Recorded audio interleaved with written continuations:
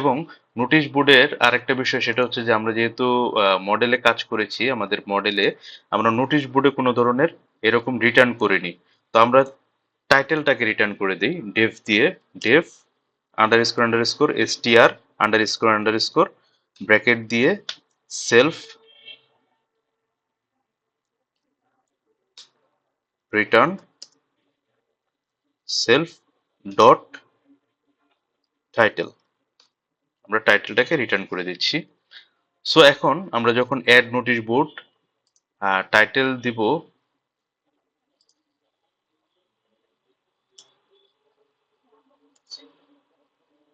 Basic concept of programming language,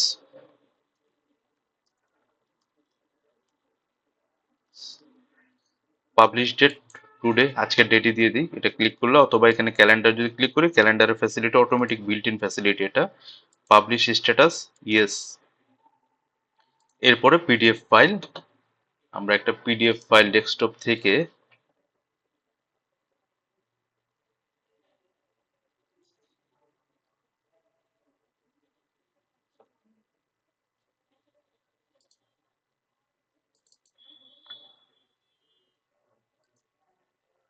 একটু দেখে নেই পিডিএফটা।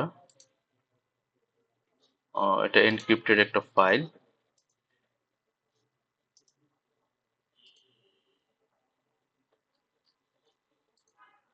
সো এটাও না। আচ্ছা, এটা দেখে একটু।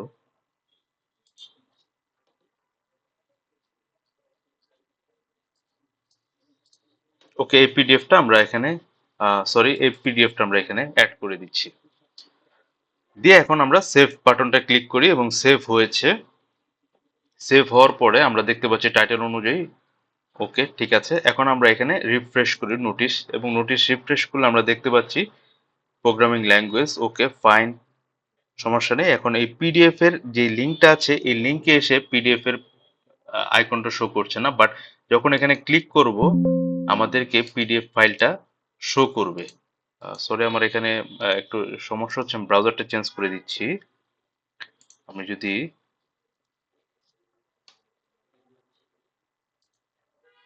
ওকে ফাইন, পিডিএফ শো করছে, দ্যাট মিন্স আমাদের ওকে আছে। এখন আইকনটা যেহেতু শো করছে না, সেহেতু আমরা এখন যেহেতু আইকনটা শো করছে না, দ্যাট মিন্স স্ট্যাটিক ফোল্ডারের ভিতরে আইকনটা পাচ্ছে না। ওকে, এটা প্রয়োজন নেই, স্ট্যাটিক প্রয়োজন নেই। আমরা সরাসরি মিডিয়ার ভিতরে যদি আমাদের ওই ইমেজটা রেখে দেই সেক্ষেত্রে প্রবলেম নেই। আমরা তখন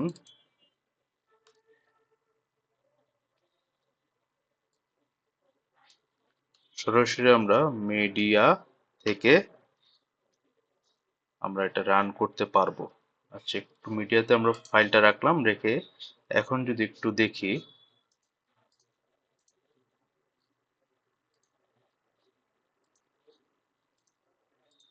ইন্সপেক্ট করে দেখছি যে ইমেজের লোকেশনটা।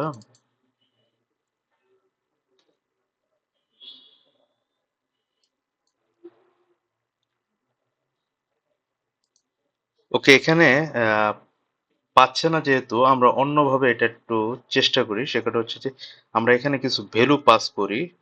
রিকোয়েস্ট ডট এসসিএইচ স্কিম স্ল্যাশ মানে এইচটিটিপি আর কি, এখান থেকে স্কিম থেকে এইচটিটিপিটা পাস করবে। দেন আমরা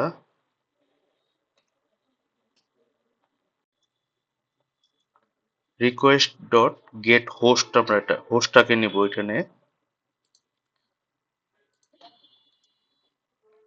request dot get underscore host, then আমরা একটা স্ল্যাশ দিই, সেক্ষেত্রে আমাদের মিডিয়াটাকে ঠিকভাবে চলে আসবে। হুম, ওকে ফাইন, লোকেশনটা রিড করেছে তো। সো আমি যদি এখানে ক্লিক করি আমাদের ফাইলটা রান হচ্ছে। সো আমরা আরেকটা যদি এখানে নোটিশ আরেকটা অ্যাড করি আমাদের ব্যাকএন্ড প্যানেল থেকে, আমরা আরেকটা নোটিশ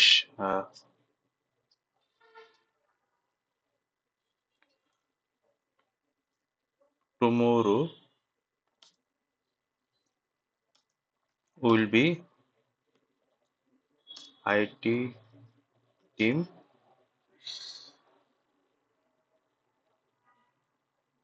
meeting. পাবলিশ ডেট আজকেরটা, ইয়েস। আমরা এখানে ওই ফাইলটাই দিই, একই ফাইল দিয়ে আমরা সেভ করলাম। আমাদের দুইটা নোটিশ পাবলিশ হয়েছে এবং আমরা যখন রিফ্রেশ করব তখন দেখতে পাচ্ছি যে আমাদের এখানে নোটিশটা দেখা যাচ্ছে এবং ক্লিক করলে আমরা এখান থেকে ডাউনলোড দেখতে পাবো নোটিশটা। সো ফাইন, নোটিশ কিভাবে আমরা এখন একটা একটা করে ব্যাকএন্ড থেকে যখন আমরা নোটিশটা অ্যাড করব আমাদের এখানে একটা একটা করে এভাবে বাড়তে থাকবে। দ্যাট মিন্স আমাদের ফুল ওয়েবসাইটটা এখন ডাইনামিক একটা ওয়েবসাইট হয়েছে। এখন একটা কাজ বাকি আছে, সেটা হচ্ছে যে আমাদের যে ফ্রন্ট পেজে যে নোটিশটা আছে, এবং আরেকটা কাজ হচ্ছে যে এখানে আমরা যে নোটিশটা রেখেছি কোনো কারণে আমাদের যদি মনে হয় যে tomorrow will be IT team meeting, এই নোটিশটাকে পাবলিশ স্ট্যাটাসটা নো দিয়ে সেভ করতে। সেভ করলে এখানে দেখা যাচ্ছে তবুও নোটিশটা আমাদের এখানে শো করছে, এটা শো করবে না। সেক্ষেত্রে আমাদের কিছু কাজ করতে হবে, সেটা আমরা একটা ফিল্টার করব।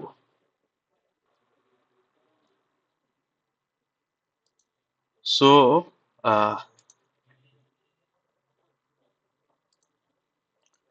আমাদের নোটিশে যেহেতু দুইটা দেখাচ্ছে, বাট আমরা টুমোরো উইল বি এটাকে নো করেছি। তো এটা কন্ট্রোল করার জন্য আমরা ভিউ যে মেথডটা আছে, ভিউ যে আমাদের পেজটা আছে, এখানে আমাদের নোটিশ বোর্ডের থেকে অবজেক্ট থেকে অল করেছি, এখানে এখানে আমরা একটা ফিল্টার মেথড ইউজ করব। ফিল্টার, এবং ফিল্টার মেথডের ভিতরে আমাদের যে স্ট্যাটাসের যে ফিল্ডটা আছে, এই ফিল্ডটার নাম হচ্ছে পাবলিশ স্ট্যাটাস। পাবলিশ স্ট্যাটাসটাকে আমরা বলবো যে publish status is equal to true, যেহেতু ইয়েস যদি হয় সেক্ষেত্রে আমাদের এখানে দেখাবে। দ্যাটস ইট, আমরা এটা সেভ করলাম। সেভ করে এখন আমরা যদি রান করি তখন দেখতে পাবো যে শুধুমাত্র যেটা ইয়েস আছে শুধুমাত্র সেই ডেটাটা আমাদের এখানে দেখাচ্ছে। একইভাবে আমরা এখন এটাকে ইয়েস করে সেভ করি,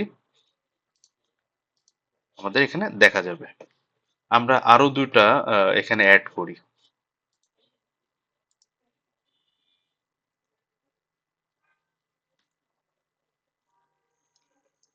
this is our notice example. আজকে পাবলিশ ডেট দিচ্ছি এবং এটা ইয়েস। আমি একই ফাইল বারবার দিচ্ছি, আপনারা যখন টেস্ট করবেন অথবা নোটিশের ক্ষেত্রে তো এটা ভিন্ন ভিন্ন হবে, জাস্ট দেখানোর জন্য আমি একই ফাইল বারবার করছি। This is last notice today. আমরা ইয়েস দিচ্ছি এবং আমরা ফাইলটাকে অ্যাড করে দিচ্ছি, সেভ করলাম। আমাদের এখন 4টা নোটিশ আছে। এবং আমরা যখন আমাদের সাইটে যাব, সাইটে গিয়ে আমরা দেখতে পাবো 4টা নোটিশ দেখাচ্ছে। তো এখানে আমাদের এটা ছিল আমাদের ফার্স্ট নোটিশ, তারপর second notice, third notice, last notice. So আমাদের হোমে যখন আমরা আসব, এখানে আমরা লাস্ট 3টা আমরা এখানে অ্যালাউ করে রেখেছি যে শেষ 3টা নোটিশ আমাদের এখানে শো করবে। তো এজন্য ডাটাবেস থেকে আমাদের এই নোটিশ বোর্ডটাকে কল করতে হবে। সো ডাটাবেস থেকে যখন আমরা নোটিশ বোর্ড কল করব তখন আমাদের এই ইন্ডেক্সে নোটিশটাও পাঠাতে হবে। সেক্ষেত্রে আমরা নোটিস নোটিসেস সমান সমান আমরা সেই নোটিশ বোর্ড যেই আমাদের মডেলের ভিতরে যেই নোটিশ বোর্ড ক্লাসটা আছে সেই ক্লাসটাকে কল করলাম। কল করে এখানে আমরা অবজেক্টস ডট অর্ডার বাই দিব। যেহেতু আমাদের আইডি দিয়ে একটা সেভ হচ্ছে, আমরা যদি একটু ডেটাবেসে যাই, ওপেন করে যদি এক্সেল ভিউ থেকে আমাদের নোটিশ বোর্ডটা দেখি, দেখেন 1 2 3 4 এক একটা আইডি পড়েছে। এই আইডি দিয়ে যদি আমরা শর্টিং করি এবং আমরা যদি চার্ট থেকে কাউন্ট করে লাস্টের 3টা নেই, তাহলেই কিন্তু আমরা লেটেস্ট 3টা পেয়ে যাব। সো আমাদের এই ভিউতে যে আমরা যদি এখানে অর্ডার বাই দিয়ে ব্র্যাকেট প্যারেনথেসিস দিলাম, ব্র্যাকেটে দিয়ে আমাদের পাইথনের একটা সুবিধা হচ্ছে, যখন আমরা মাইনাস আইডি দিব তখন আমাদেরকে ডিসেন্ডিং অর্ডারে এটা দেখাবে, নিচে থেকে উপরে দেখাবে। এবং আইডি নিলাম, নেওয়ার পরে আমরা একটা স্লাইস অপারেটর ইউজ করব। স্লাইস অপারেটর হচ্ছে পাইথনের একটা অপারেটর, যে অপারেটর দিয়ে স্ট্রিংকে এরকম স্লাইস করা যায়, লিস্টকে স্লাইস করা যায়। আরও এটা যদি বিস্তারিত জানতে প্রয়োজন হয় তখন আপনি আহ, আমার যে পাইথনের বেসিক কোর্স আছে সেই কোর্স ফলো করতে পারেন, ওখানে বিস্তারিত আলোচনা করা হয়েছে। তো আমরা স্লাইস অপারেটরের মাধ্যমে লাস্টের তিনটা নিব, এই জন্য কলন 3 দিলাম। 3 দিয়ে আমরা এটা সেভ করছি। সেভ করে আমরা ইন্ডেক্স পেজে চলে যাই। ইন্ডেক্স পেজে যেয়ে এখানে আমরা একটা লুপ চালাবো।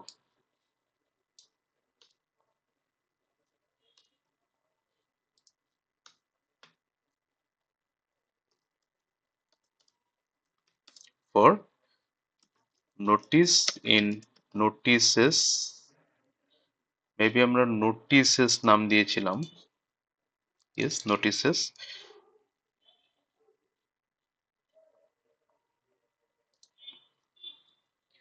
কমা কমা দিয়ে আমরা একাধিক কনটেক্সট এখানে পাঠাতে পারবো।